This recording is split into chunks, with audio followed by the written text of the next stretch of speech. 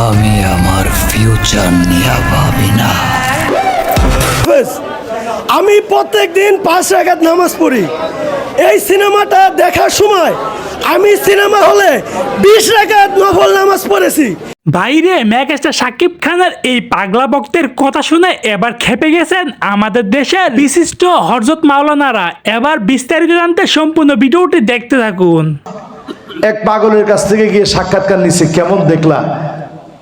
কয় আমি সিনেমা হলের ভিতরে বৈশা নফল নামাজ পড়ছি।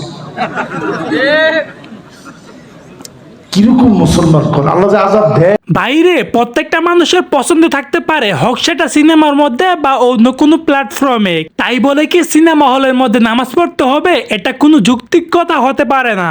এই সিনেমাটা আসলে এত সুন্দর একটা সিনেমা, কারণ এই সিনেমার ভিতরে দেখানো হয়েছে যখন আপনার গার্লফ্রেন্ডে কেউ ডিস্টার্ব করে কিভাবে তার পাশার ভিতরে বাড়ি মারতে হয়।